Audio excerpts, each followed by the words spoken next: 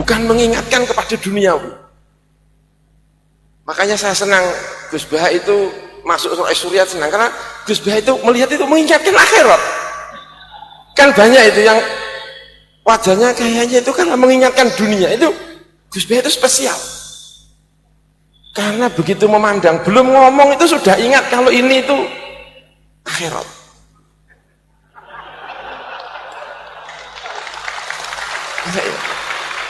Karena kadang-kadang saya melihat itu bajunya itu, lengannya itu sobek. Ini Roy Surya apa modern, saya kira kan gitu. Itu akhirat itu. Abu Bakar itu karena mengingatkan akhirat, disebut arhamu ummati.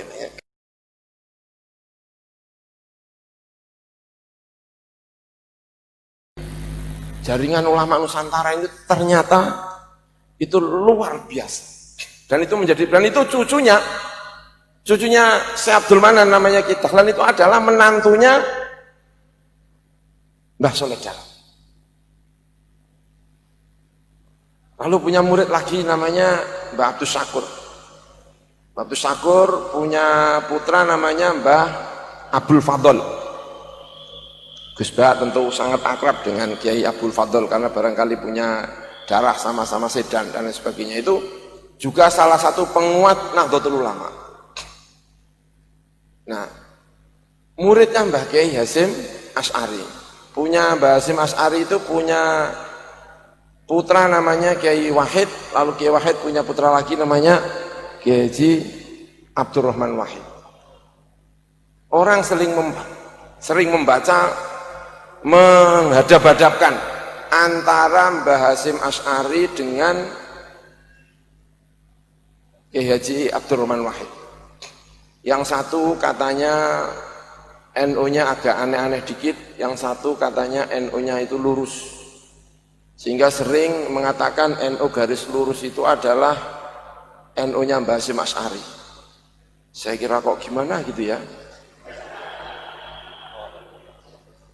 Masa kita ini tidak lagi muridnya Mbah Hasyim Asy'ari. Ini tadi ada kitabnya Mbah Hasyim Asy'ari namanya Aqidatu Ahlus Sunnah wal Jamaah. Kitab ini ada kitab Mas Risalat Ahlus Sunnah wal Jamaah.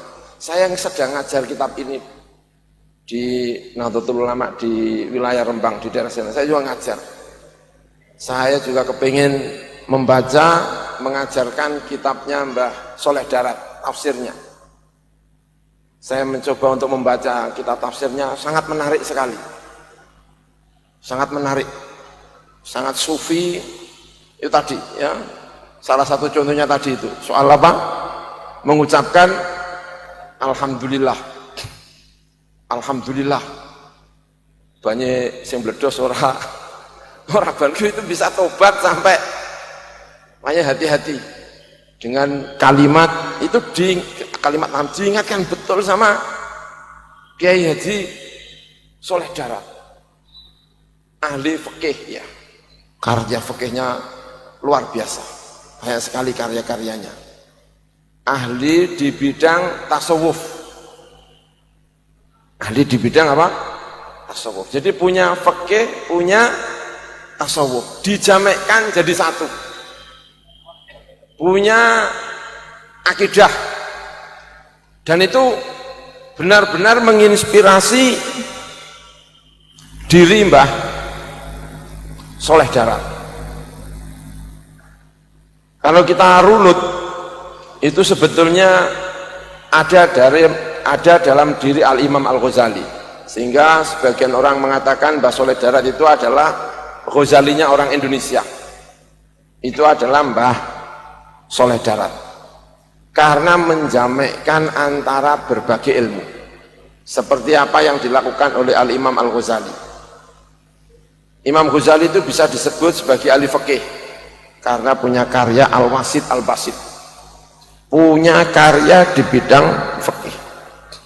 Setelah menjadi seorang faqih, menjadi seorang mutakallim, punya kitab namanya Al-Iqtisad fil I'tiqad. Biar tahu bahwa kita ini punya tokoh namanya Mbah Soleh Darat, itu disebut sebagai Imam Ghazali kecil, dan itu punya sejarah yang mirip-mirip. Betapa bangganya kita.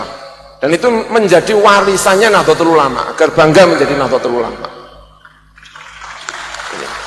Luar biasa.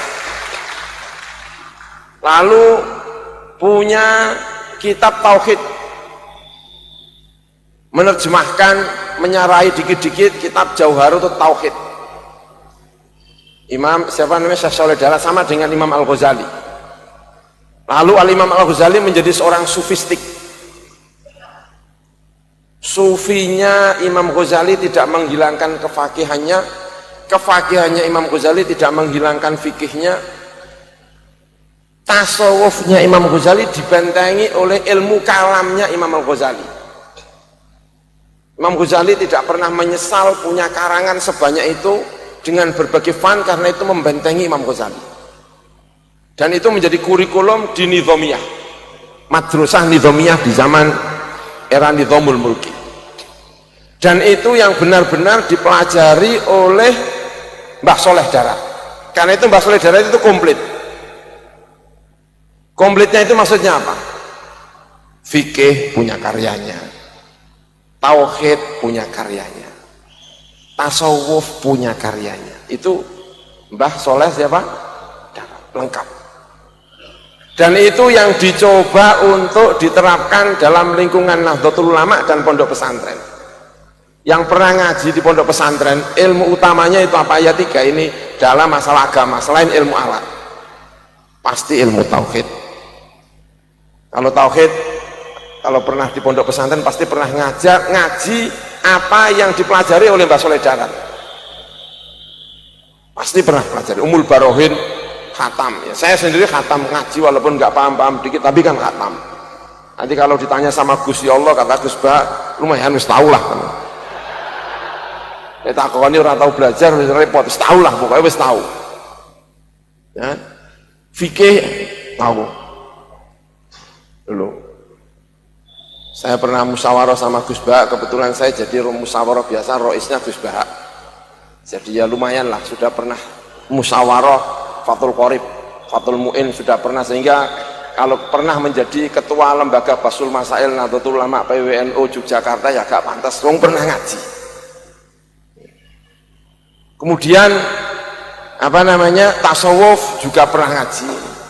Saya pernah menghatamkan kitab Hidayahnya Al-Imam Ghazali. Sekarang juga saya juga sedang mengajar kitab Hidayahnya Imam Ghazali. Jadi agak pantas-pantas dikit lah kalau ngaji saya saudara, walaupun bajunya ini ya londo dikit, tapi saya kira fatwanya Mbah siapa Shalih Darah kalau sekarang itu ya mungkin kalau ditanya ya, oh sekarang sudah enggak londo tuh, itu gitu kira-kira lah. Masa tasih londo, masa ada yang bilang saya pakai jas pakai londo, kan saya kira sudah enggak ada yang bilang londo itu.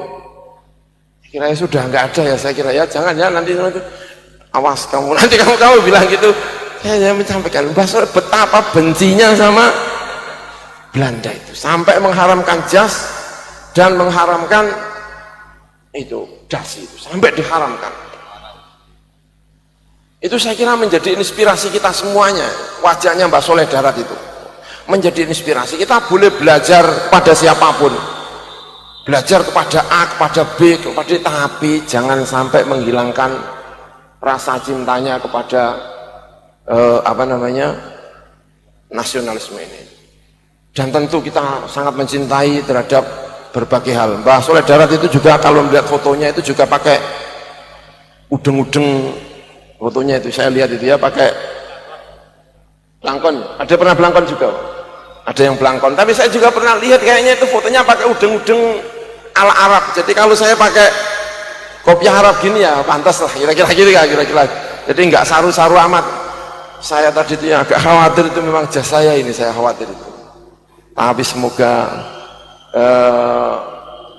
ada perubahan fatwa saya kira ya. Mas Mbah Shalih Darah kalau sekarang lahir lagi mengharamkan apa? Jas, wah repot sekali itu, jasi dan apa? Jas itu. Karena kiai-kiai sekarang juga sudah banyak yang pakai apa?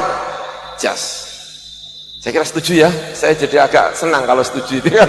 Dan sekadung pakai jas. Itu Mbah siapa? Mbah Shalih Darah. Kemudian cintanya agar setiap orang itu punya kesempatan untuk belajar agama. Agama itu jangan dipersulit, agama itu disampaikan kepada orang lain, itu juga menyenangkan sekali. Syekh Sholeh Darat itu senang sama Abu Bakar, senang sekali, sampai memuji Abu Bakar, mengutip hadis yang saya tidak tahu sahih dan tidaknya, tapi itu benar-benar dikutip sama Syekh Sholeh Darat. Orang paling punya belas kasihan terhadap umatku itu adalah Abu Bakar. Arhamu ummati Abu Bakar. Itu menurut Mbah Sholeh Darat. Kenapa kok Abu Bakar? Yang saya pahami, kenapa? Karena Abu Bakar itu setiap kali dilihat itu mengingatkan kepada akhirat, bukan mengingatkan kepada duniawi. Makanya saya senang Gus Bah itu